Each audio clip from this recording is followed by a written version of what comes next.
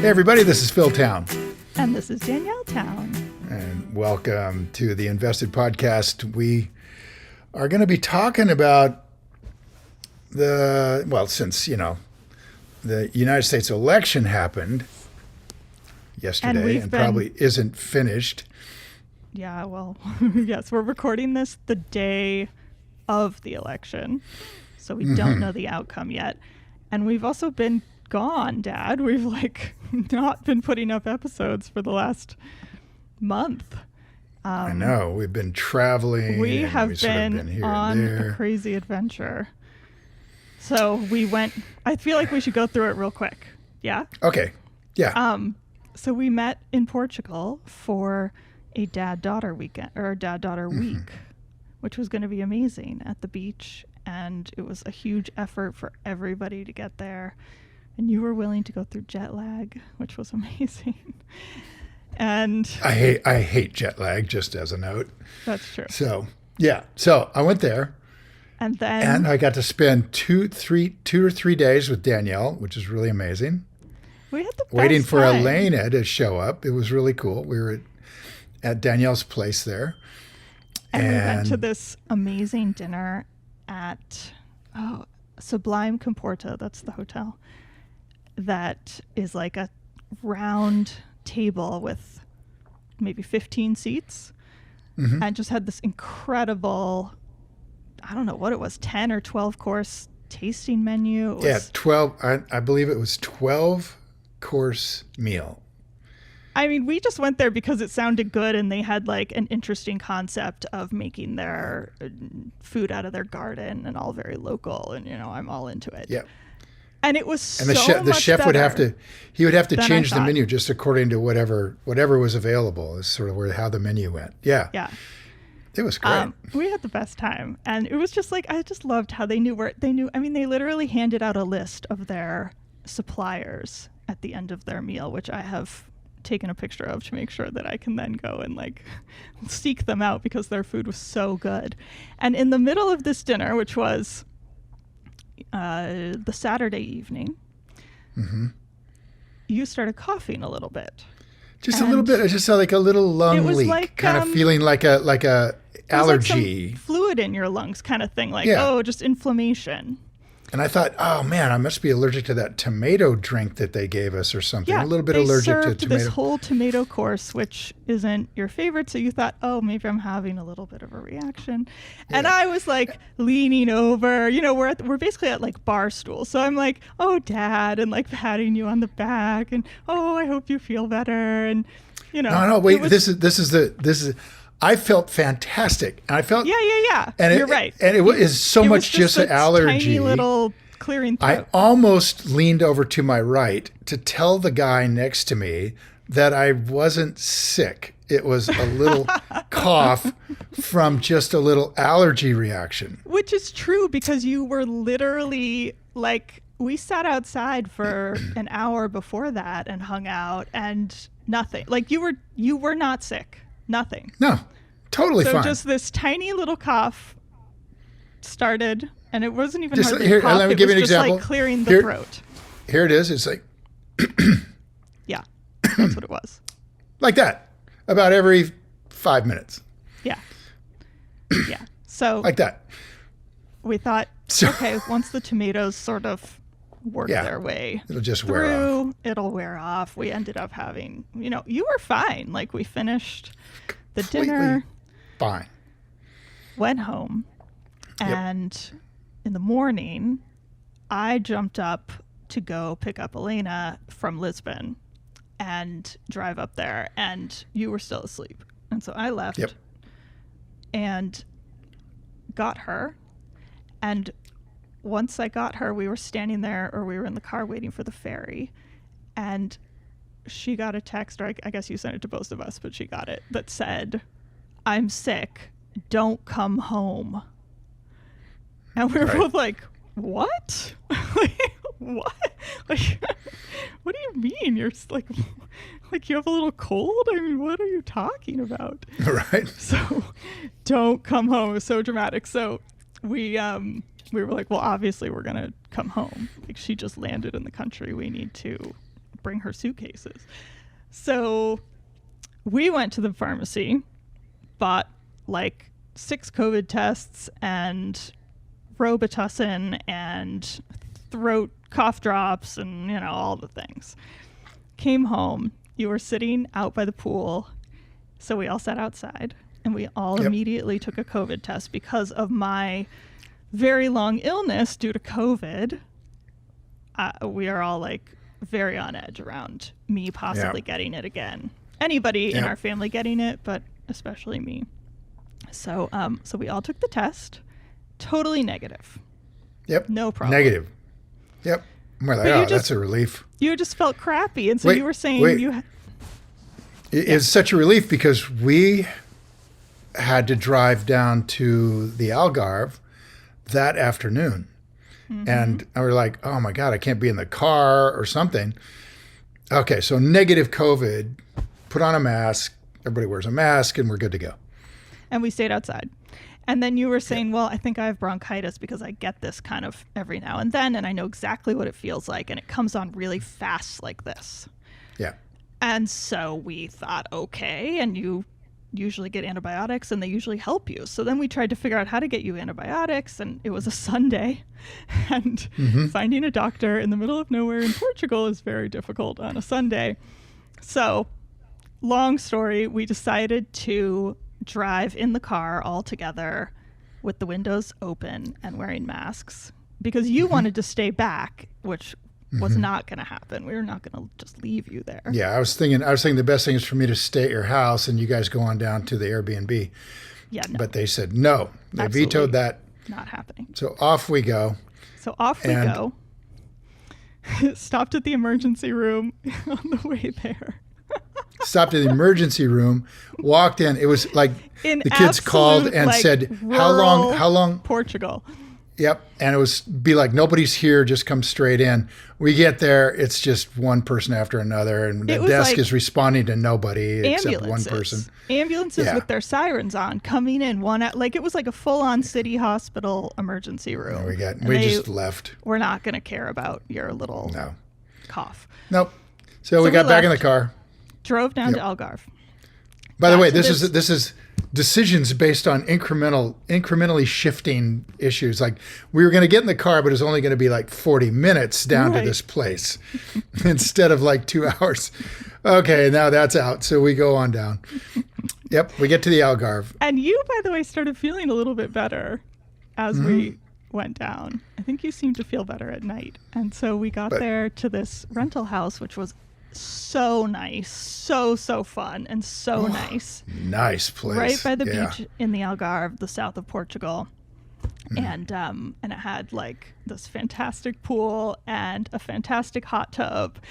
And frankly, looked way better than the photos. So we all got so really excited. Did. It really did. Like my expectations, that never happens. Were low because the photos were like a little bit medium. They were just okay, you know. But the location place was beautifully was decorated, beautifully architected, had a big master suite with the hot tub outside. Yeah. And I, of course, immediately quarantined myself. I took over the master suite. Sorry, girls. What happened was we all got so excited that we were like, and you said, I feel better. So we were all like, awesome, we need to get in the hot tub. So we all got in the hot tub. I forgot. And basically had a great time and totally hung out. And you were like, I think this thing is going away. I'm going to be better tomorrow. I'll be fine. Yeah. So great. So we all went to bed. You're going to be better tomorrow. We're going to be able to have a good trip. Yep. You want to tell the Wake part? up the next day, take a COVID test, and I've got the faintest little gray line. I still feel pretty all right, but oh man, that was it. So we quarantined seriously. You skipped the funniest part. So the next day, we took you to that clinic that was in the town. Oh, that's right. Which was I hadn't taken the test. I hadn't taken the COVID test yet. Right. So because you still felt kind of sick in the morning. Just need antibiotics for this get you the antibiotics. Chest thing.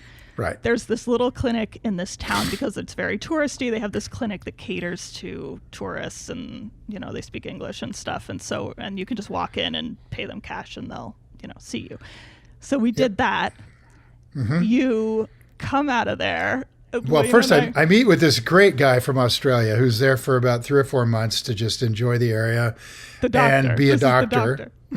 He's sort of sort of an emergency room guy who started off in Urogyne. So a urologist. He's right? a urologist. And so, yeah, he's a urologist. And he's traveling around the world, enjoying his life and being a doctor. And he just listens to me, does the chest, he does all the basic stuff you do, and then prescribes a pile of antibiotics. That's it. Doesn't he basically said to test you, like, me I for think COVID. you also have bronchitis, right? Yeah. Okay. It doesn't test me for COVID. So he gets in the car. Lena and I are outside in the car. You come back to the car. You open the door and you go, guess what? I don't have to wear a mask anymore because the doctor said I'm definitely not contagious and this is definitely not viral and it's 100% bacterial and the antibiotics are going to take care of it. Right. That was the progression of the information. And we were both like, that is not physically possible for somebody to know those things. And then Lena said, did he give you a flu test or a COVID test? And you said no. And Lena said, it's not possible this early to know if it's viral or bacterial. Elena, by the way, is a doctor, so she does have some part. Clue here. She's a doctor. So we said, we're just going to leave our masks on in the car. And they leave their mask on. You were like, okay. We go home. I take a COVID test. Now it's got the thin gray line. And that's I'm like, when you... oh, no. Yeah. So then I isolate. And I got sick. You got really sick. Yeah. Yeah. I was pretty much just out of it for 2 straight days. Oh, you were out of it for longer than I think. Was it longer than that? You were out of it for longer. Well, we were there. We were there expecting to stay 5 days, and we extended the Airbnb because I didn't want to be moved. And we just stayed there a week. And the girls ultimately were just taking care of me day in, day out by passing food over to me via the hot tub, which they could walk to. And they both stayed. Yep, they both stayed well away, and just made sure I was, comfortable and put a lot of fluid through me and food. I had a pretty good appetite for some of it. You did, yeah. And then everything it just really hadn't abated, and Elena had to go get on a plane and go home. So my entire time together with Elena consisted of looking for a doctor and then isolating. Yep. So I missed out with her. So we basically completely missed being with you. It was so weird because you were there, but we couldn't be with you. And I know other people would not behave this way if somebody in their family has COVID, but we are beyond nervous and careful around this. Yeah. And so, and because literally the whole week I was joking, I've hot tubbed with COVID. You hot tubbed with COVID. You rode in the car with COVID. We were worried she had it, but was not testing positive yet, or I had it and was not testing positive yet. So we were testing twice a day and staying away from each other. And I kept testing. I started to feel toward the very end of this day, I was past the 5 days and all of that a lot of people say you can travel and we kept testing, and I kept testing positive. And so we checked with my doctor back in the U.S., and they said, okay, it's been this many days. You can travel. Just wear a mask. And so the girls left. You got Elena onto a plane, and then I came up, and we got hotel rooms fairly nearby each other. So I was supposed to leave. Everybody was supposed to leave. This is in Lisbon. I came back up to Lisbon. Couldn't travel. I mean, you're saying you could travel, meaning you could physically get into a car and sit there for 3 hours. It's a 3-hour drive. But you couldn't have gotten on a plane. There's no way. Yeah. So wait, now what's coming is that I'm supposed to fly to Brazil and go to my brother's wedding, his second marriage. I'm supposed to fly to Brazil, go to my brother's wedding, and I'm still testing positive, and I realized there's just no way. And so I just call everybody and tell them I can't make it. And they're like, oh my God, you got COVID. We're so sorry. And the whole thing. Well, and because meanwhile, you didn't Danielle know and how I, long you were still going to be sick. Like you were at the point where you Right. could barely walk. but I'm like very weak actually, and had some experience of what you've gone through with long COVID, which is extraordinary. We went for a little walk, and my heart rate was like at 95. We were strolling, and We were Danielle's was walking. at 121. And we're like, are you kidding me, man? It's like long COVID is nasty, man. For me, it's So- pretty good, I have to say. That was pretty good. I was feeling good. So I canceled all the Brazil thing, canceled all the flights. Thank God I got a good PA who just got on it and canceled everything, and it got me on flights back to the United States. And now I'm all set up to go back to the U.S., but I'm still testing positive. And so So And I I'm not- stayed. I Yeah. was just going to So stay Danielle until stayed. you could leave. I wasn't Yeah. just going to leave you in a foreign country feeling Right on. terrible. So I stayed, but like separately, like stayed away. stayed away. She stayed away in some I'm like, some little apartment down the road. I'm and here. If you need to go to the hospital, I will handle it. God, it's so sweet. That was the goal. But then you started to get better, and then you got better very quickly. Which And was then I fantastic. tested negative, and I swear to God, I felt like better than I've ever felt. It's just like amazing when it went away. It was like, woo! I feel great. It And was we got funny. a great couple days of touristing in Lisbon, which was fabulous. It was And then I funny. realized I can totally go to my brother's wedding. Wait a second, I feel great. Dad. So let's say, I don't remember what the actual days were, but let's say like Monday, we went on that stroll, I would say 4 blocks, and it took us Yeah, like that was half it. an hour. Maxed out. And you were wrecked, and Right. I was Go home, scared that sleep. you weren't going to really get better for a while. And so, went home, went to sleep. Yeah, that was it. And the next Yeah. day, I get up and you called me and you go, I think I'm going to go to Brazil. And I was like, excuse me? And you were like, yeah, I feel totally good today. Right. And that was also the day you tested negative, right? Because we went out and we Right. got to have lunch together. Right. And I was like, I think you might be like delirious or have a serious mental problem. And you were like, no, I think I'm going to go to Brazil. So we talked it through, and I realized you genuinely were feeling pretty normal. And it really just happened like that. Like overnight.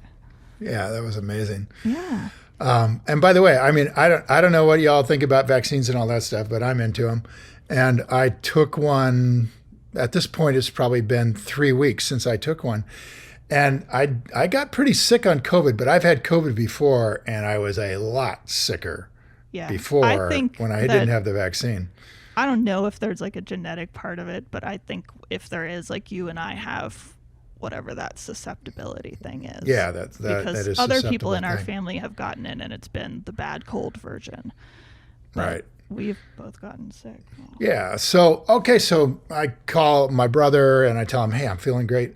If I can get a flight, I'm coming. So it turns out you can fly nonstop from Lisbon straight to the city in Brazil that he was getting married in, called Belo Horizonte, which was amazing. No one knew.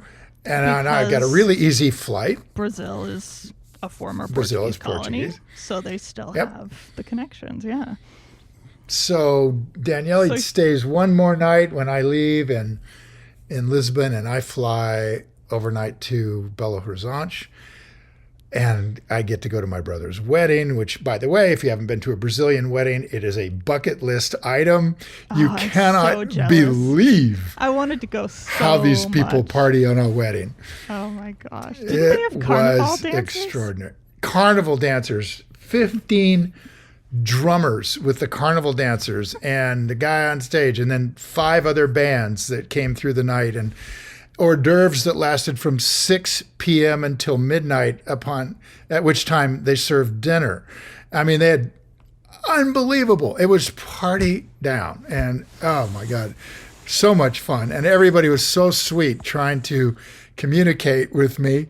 I had and of course, as people get drunk, I don't drink. So as people get drunker, and so now it's 2 a.m, And if you've never been at a party where you don't drink and everyone else is drinking, you really should try that sometimes. Yeah, I agree with that.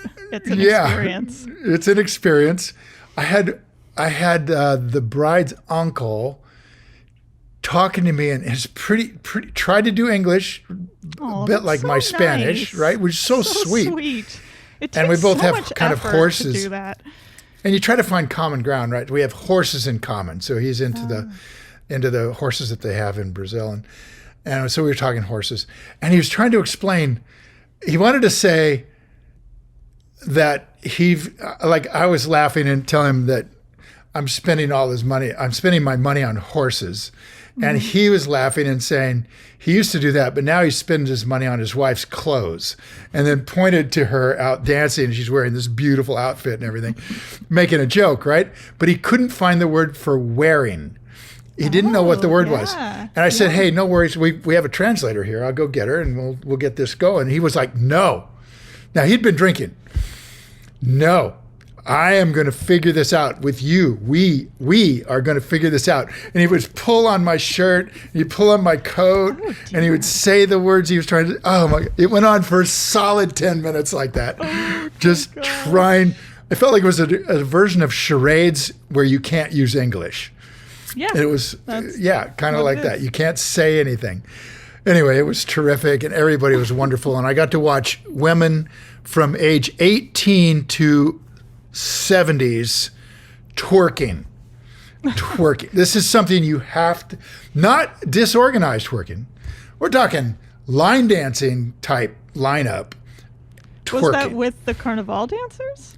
This was in a different with another context? band where apparently it's a twerking moment, and the girls all lined up with their hands on the stage, bent over, twerking, and in lines, following that group. Lines. Okay. Oh, it was. Oh yeah. Yes. Oh yeah. Brazilians can party. They get going. Anyway, so I made my brother's wedding. I felt fabulous. I flew back to the country, that you and did. everything was all good. And that was quite the experience. So now we got to do it again, and not that part of it, but the father-daughter thing's got to happen again. Yeah. So it turns out airplanes. I mean, we kept trying to figure out where you got it, and the only thing we could think of was airplane. So. Probably. I don't trust them. They talk about their filters, but I think this is baloney. So anyway. So that's where we've been. That's why we've been off. And plus I'm obviously not sitting in my office. I'm out in Desert Springs, California, near Palm Springs, where I just got to spend 3 days racing my car, and it was phenomenal. And big thanks to the Chuckwalla Raceway team out there, where they have made something quite remarkable out in the desert about an hour from here. They have fields of solar panels. Fields. Looks like massive square acres of solar panels, along with a runway. And I got to say, one of the guys came out to race in a very stylish way. What part of California is that? This is Southern Cal, east of L.A. Oh, okay. Okay. So one guy who lives in L.A., which is an hour and a half, 2 hours away, flew his Gulfstream 4. Nice. Because it's 20 minutes via the Gulfstream 4 and landed at the air. They got a jet runway at this little place. Anyway, that was a great weekend, and I had an absolute blast. So big shout out to the Porsche Owners Club and John Momeyer. And now I get to talk Joe you Wiederhouse. Out of 3 races, how many did you win? I won 3. Yeah, you did. Yeah, that was pretty fun. good. That was pretty good. I awesome. moved my car there, getting my car dialed into this GT class that it just fit in perfectly. So I had a great car out there, and it was quite competitive. I had lots of cool stuff happening and lots of good racing. It was really, really, really fun. I had a blast. So cool. That's what I'm doing. And guys, I think we should recovering from that trip and starting to feel normal and normaler. There we and yeah, excited to talk about investing again because it's been a bit of a break. So, Yeah. election happening today as we record. When this goes up tomorrow, people will know what's happened, even if it's not totally finished. And you said that you had some thoughts on what might happen regardless of which one wins, which I thought was interesting. We don't do politics here, which is good. And I mean, there's plenty of places you can do politics, but we do investing. And I think here's my point of view. I'm very curious what you think about this. Whoever wins, based on what everybody's promising everybody, right? Mm-hmm. We got lower taxes being promised on one hand, higher taxes on the other, but nobody's talking, well, everybody's talking all over the place, but my best guess, and I think this is probably right, is that whoever wins over the next 4 years is going to spend between $8 and $10 trillion of either of what amounts to be deficit spending. In other words, above and beyond the taxes that are being taken in by the federal government, we are going to see both parties spend. So you're saying you think you're going to see spending on, what is that? There's a word for it. But basically spending on stuff, which is a terrible way to describe it, rather than fiscal easing, not actually printing money into the economy. They're going to, I think they probably won't do Q&E. But they're going to do what the Biden administration did, which is just have deficit spending. You want to spend a bunch of money. You don't have the taxes. So you just pass a law that we're going to spend it. And then what happens is the federal government, in order to pay the bills for the spending that they've just incurred, has to get the money someplace. So they have to borrow it. Yeah. Now, if they borrow it from everybody around the world, they may not be able to get $2 or $3 trillion without raising interest rates. And that, of course, could be a real problem because in America right now, because of the interest rates being up around 4% for a 10-year T-bill, we are spending 1/4 of our tax revenue on interest. So it's substantially more than we're spending on defense. So there's quite a large bill out there. Like in the Clinton years, the balanced budget was everything. That's all everybody talked about. And now it's just not on the table. Politicians have realized that they're not going to get elected if they do austerity. And the austerity demand has gotten bigger and bigger as they've printed more and more money. We've gone through this before. You guys know that they've printed, we had $4 trillion in M1 and M2 money supply right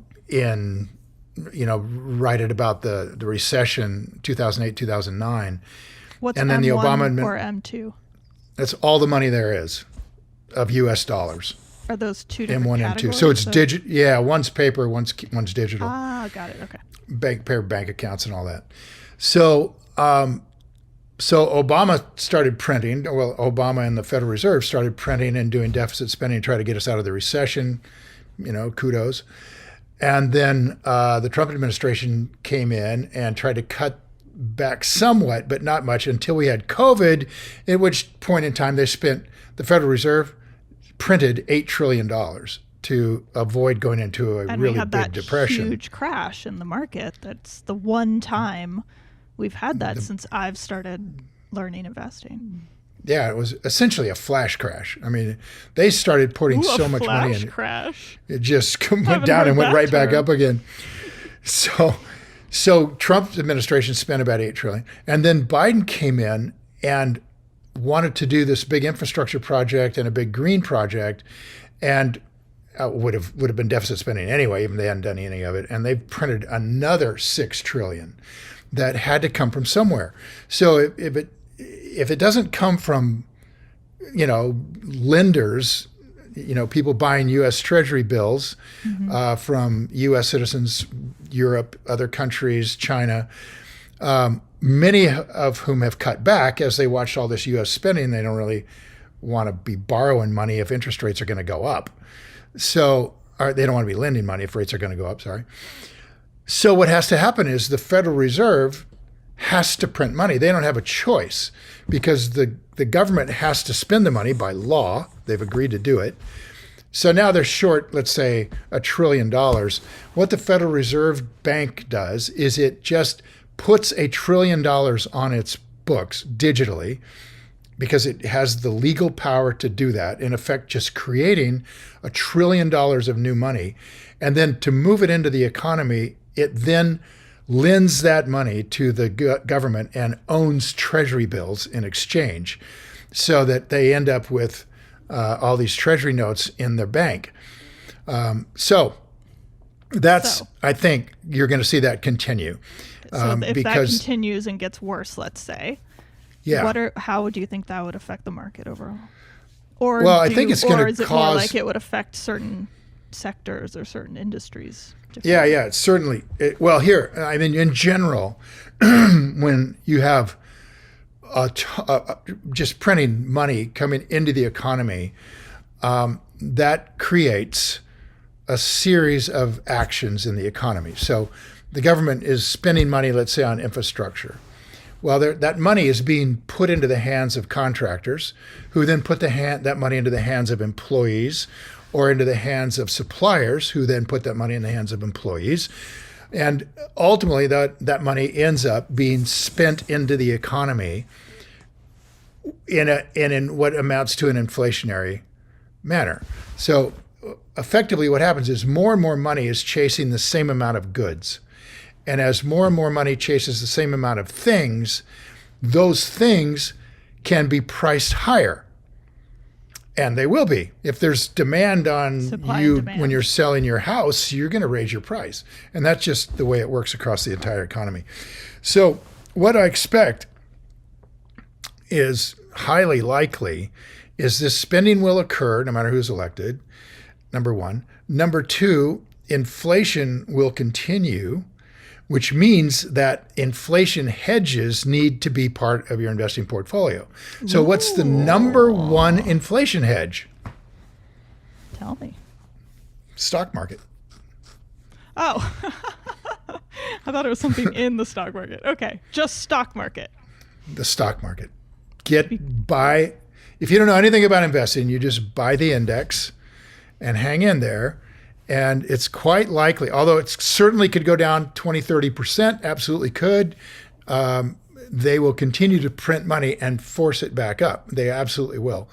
And so the result will be long-term. We're talking over the next, let's say, 8 to 16 years, over that period of time, stock market will be continuing to roll upwards, because all this money has to go somewhere. And it's going to go to those companies that ultimately are in that business, or in whatever businesses are prospering, and generally would be a spread across the stock market. Now, some aspects of the stock market will do better than others, but in general, the stock market will do well. Now, if you're a stock picker like we are, you're going to want to focus on those areas that are more likely to do better. And those areas are going to be growth areas. In an inflationary environment. Sure. Yeah. Right. So some of the areas that are likely to do better will be real estate, if they can keep mortgage rates under control. Yeah, now that is going to be a big challenge. Yeah. That's where the big challenge comes from. They can, when the Federal Reserve lends money to the U.S. Treasury, what they're doing in effect is controlling the interest rate also, because they can simply pile the money in there, which allows the U.S. Treasuries to be priced downward, if they decide to push enough money in there. Now, if they don't push enough money in there, then other lenders are going to be required to cover the gap. And those lenders might not lend the money unless interest rates go up. And you're seeing today interest rates are going up in anticipation of that very thing, despite the fact that the Federal Reserve just cut interest rates in the U.S. by 50 basis points. This is pretty interesting that we're seeing something that is an indication that the interest rate market, which is just the rent on money, is starting to separate itself from what the Federal Reserve is trying to do. So this could be the wild card, right? If they're unwilling to print enough money to keep interest rates low, because that would create massive inflation, then they might get painted into a corner where interest rates start to really go up.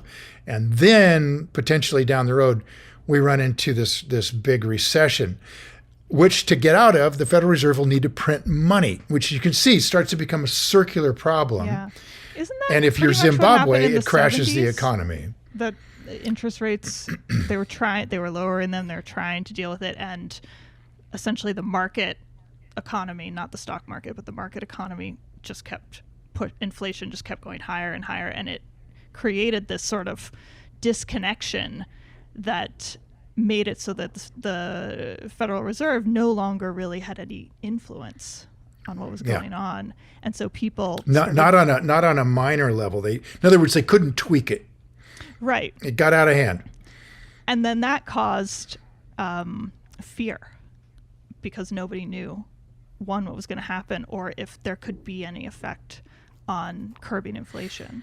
And have I got this somewhat right? Because I wasn't alive. Here's the thing. That's how hyperinflation started going. Politicians were different back in the 1970s. Whatever you think about Nixon and Ford and Carter, they were different than they are today. Nixon, Ford, Carter, Reagan, I would say. And But today we have a whole different kind of politician. How does that even relate? Well, because back then, politicians were willing to sacrifice their political careers to do what they thought was the right thing. So, for example, Richard Nixon effectively sacrificed his career by taking the United States off the gold standard, which was already a de facto event. It just hadn't been done out front, and he caused this enormous dislocation in the world's economy because of it. Later on, Jimmy Carter, seeing the inflation created by taking us off the gold standard and having oil become kind of the de facto control of the world's economy with the advent of OPEC, Jimmy Carter stepped in with the head of the Fed, and they raised interest rates through the roof to get control of inflation. I remember this really well. A good friend of mine was managing money. Interest rates were like, what did you say? You bought a house and it was like 15%? I sold the house 13%? and the guy got out a 14% mortgage. Insane. Yeah. Insane. Yeah, and people still bought houses. It was amazing. I mean, I know people that were selling, let's say some guys sold their medical building. I remember this. And they took back a second mortgage. Their second mortgage that they carried on that medical building was at 16%. Right? Okay. Yeah. Ultimately, they raised rates. They thought it slowed inflation, so they brought rates back down to 10%. The Federal Reserve we're talking about now, under Paul Volcker, and that didn't work. And they raised them again to 20%. Federal Reserve rates went to 20%, and the U.S. long bond, the 30-year bond, I remember this really well.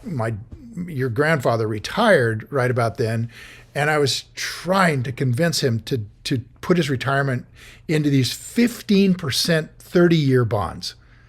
And he wouldn't do it because he was so afraid of continuing inflation, eroding that, and it would get higher. So he did a 5-year one, and it had such an impact on him financially when he couldn't renew it at that high rate because inflation was coming down. Yeah. So, yeah, those guys were willing to do the hard thing.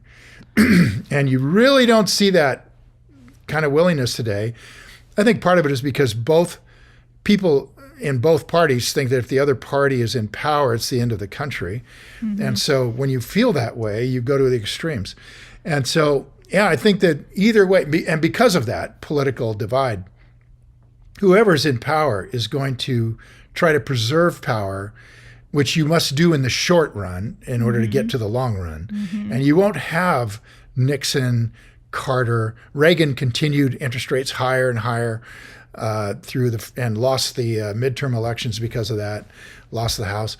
So you just don't, they're just not going to do that. They believe that it's the end of the country if the other side gets in power, and they're going to spend the money necessary.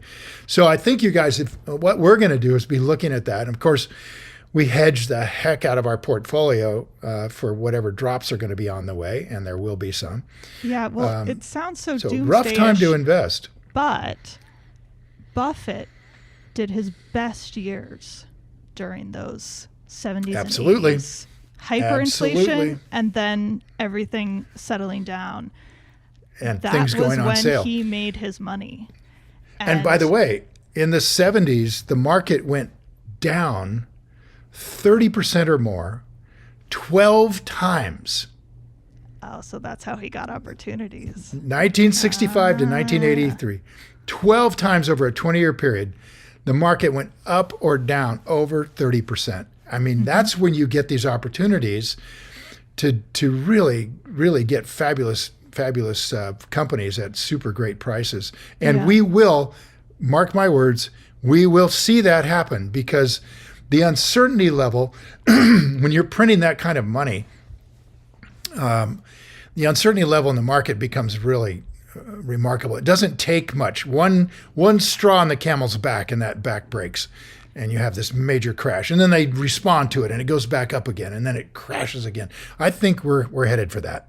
Well, not going to be a smooth our ride. Last episode before our break, we left off talking about how perhaps small public companies might be too risky for small investors to be in because of the lack of information, the information asymmetry, and two, because of those major dips. But what I find so beautiful about this kind of investing is that if we can prepare for the emotional part of that and be right, those two things have to happen. It doesn't work if you're wrong. Then you can get through those ups and downs with equanimity and move forward. And that's exactly what Buffett did. He just stuck with the companies. He decided he was right about the ones that he kept. He sold some too, and stuck with it when everybody else was running away.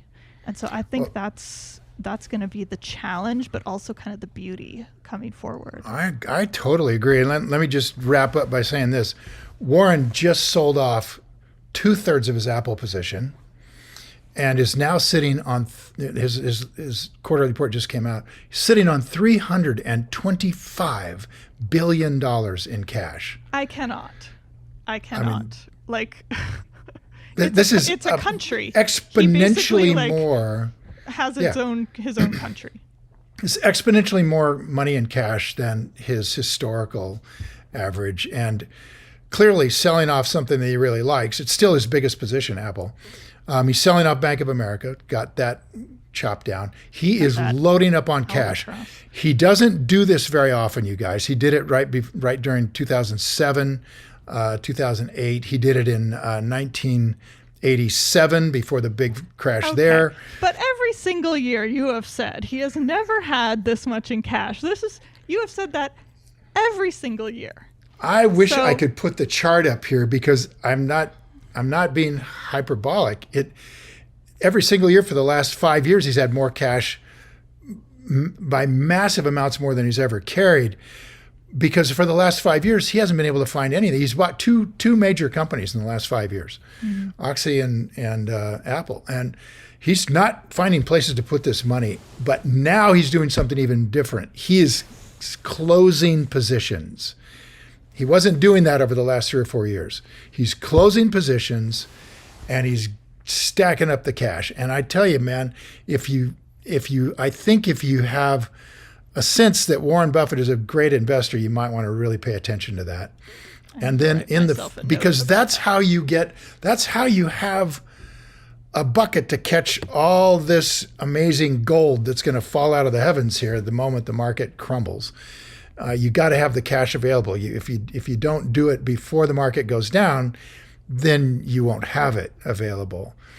And so, and the second thing is, honestly, without banging the same drum that we've been banging for the 8 years, if you don't know what you're doing, then the only thing you can do is just buy the market. But if you know what you're doing, if you've put some time in here, and by the way, when it crashes down, it's not going to go right back up again, probably.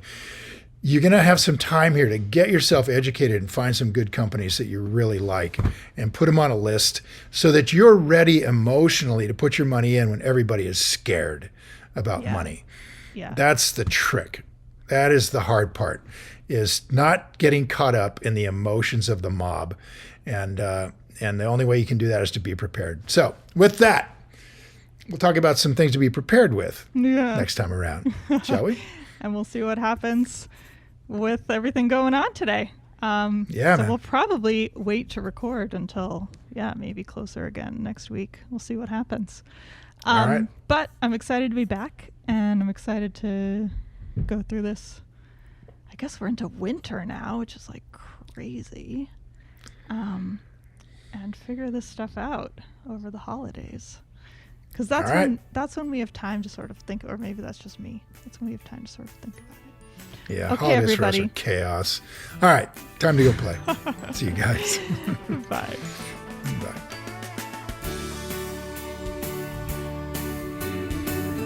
Hi guys, thanks for listening to InvestED. If you enjoyed this episode and you want more information or to listen to additional episodes, visit our website at investedpodcast.com and sign up for my virtual workshop right there. Spots are definitely limited for this event. I'm not kidding, they really are. They sell out very quickly. So everything discussed on this podcast, by the way, is either my opinion or it's Danielle's opinion. And really important, it's not to be taken as investing advice because I am not your financial advisor, nor have I considered your personal situation as your fiduciary. So remember that. You're on your own here. This podcast is for your entertainment and education only, and I really hope you enjoyed it.